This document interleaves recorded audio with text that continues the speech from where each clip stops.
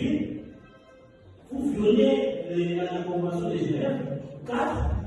Vous violez les pactes, les protocoles additionnels 1 ou protocole additionnel 2 si on est dans soit conflit armé international ou conflit armé non international. Et vous êtes poursuivi pour crime contre l'humanité ou pour les. Mais les crimes d'agression, c'est un crime qui protège l'État.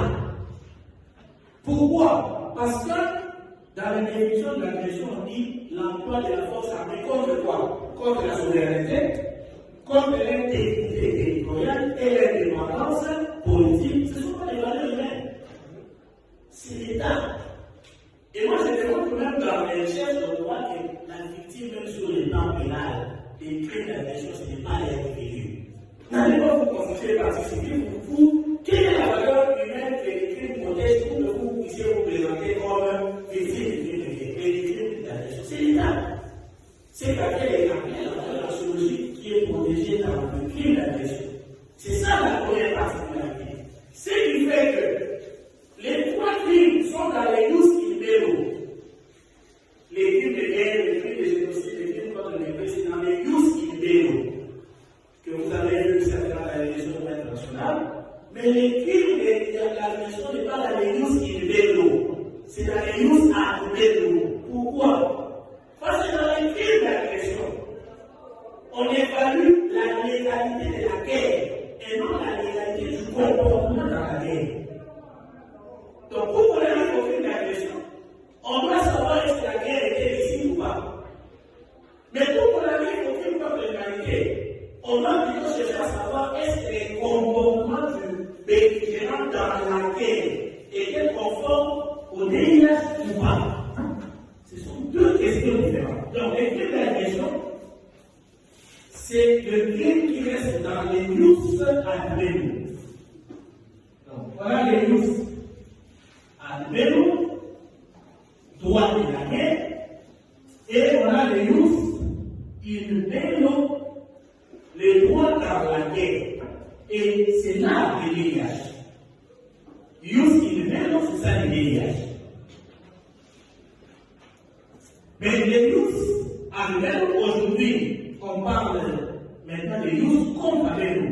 Comme tout un ouvrage en 2022 pour démontrer que l'expression youth avec nous doit disparaître. C'est les youths comme avec nous. Pourquoi? Parce que dans les youths comme avec nous, on démontre que la guerre n'est pas conforme. Mais exceptionnellement, voilà les cas dans lesquels on peut retourner la guerre. Légitime défense et intervention militaire. Donc, première particularité, ces crimes-là, c'est un crime qui protège l'État, pas l'individu. Et ce qui fait qu'on est classe dans les le seul crime. Il y a un auteur, Isabelle Bouchard, qui était d'ailleurs membre des proches de thèse, qui démontre que c'est le seul crime qui a gardé les liens robustes, c'est comme ça qu'il explique ça avec la souveraineté. Ça dépend de la souveraineté de la nation. Deuxième particularité, c'est que c'est un crime des dirigeants étatiques. Vous et moi, nous ne pouvons pas connaître le crime d'agression. C'est un crime des dirigeants étatiques. Un crime des dirigeants étatiques. Parce que c'est à un certain niveau de responsabilité. Et même, on dit celui qui gère l'appareil étatique, et celui qui gère l'appareil politique, et celui qui gère l'appareil militaire. Et même dans l'armée, ce n'est pas les monopoles qu'on rapporte ou à l'extérieur, c'est les concepteurs du plan de guerre. C'est lui qui répond. Sur les plans politiques, on peut viser le président de la République, parce que c'est lui qui peut décider que l'État va en guerre, on peut viser le Premier ministre, on peut voir les ministres de la Défense. Ce sont les trois là qu'on peut viser sur les plans politiques, militaires. Sur les plans militaires, on voit les chefs d'opération militaire. Donc, ça veut dire que si moi je suis votre chef d'opération, je vous dis, vous devez adresser loi. Vous allez exécuter, vous ne serez pas poursuivi des crimes d'agression. Parce que vous n'êtes pas dirigeant. C'est moi qui suis dirigeant. C'est moi qui participe à la conception de la politique. C'est ça, c'est un crime. Il y a des auteurs qui ont écrit sur crime d'agression, crime de leadership. Vous allez trouver ça, créer des hiérarchies, créer des dirigeants, créer des hauts représentants des États. C'est ça la deuxième particularité. Et donc, ces dirigeants, qu'est-ce qu'ils doivent faire? Ils vont poser des actes.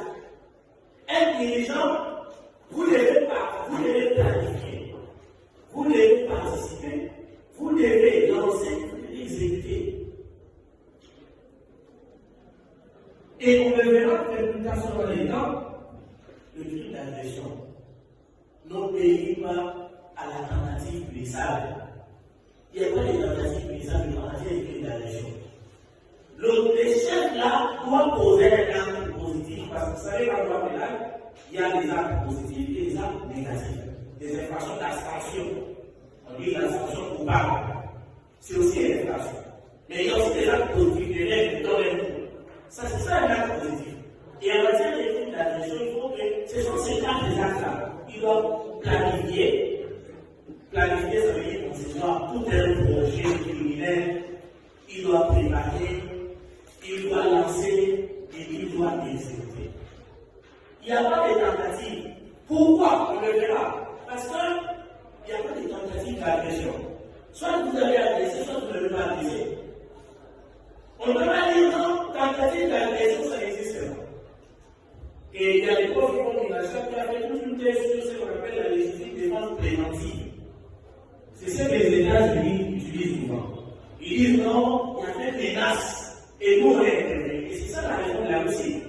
La Russie avait dit quoi? Qu'en Crimée, il y avait des Russes qui sont en train d'être saccagés. Et c'est pourquoi lui, elle a organisé cette intervention pour aller sauver les Russes. C'est interdit, l'intervention est interdite volontaire. C'est interdit. La légitime défense préventive, c'est interdit. Donc, vous répétez que c'est un crime des dirigeants. Dernière particularité, c'est un crime qui exige la commission d'un acte étatique. C'est un crime qui exige la commission d'un acte étatique.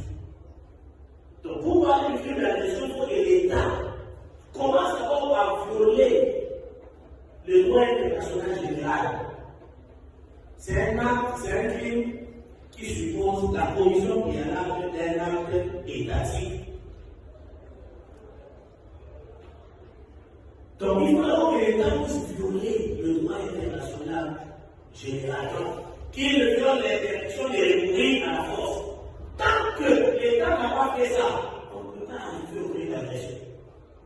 Et c'est le seul crime qui est conditionné par l'acte d'agression, par un acte international étatique. C'est le seul. C'est le seul. C'est vrai que vous pouvez trouver parmi les actes des crimes de guerre, des crimes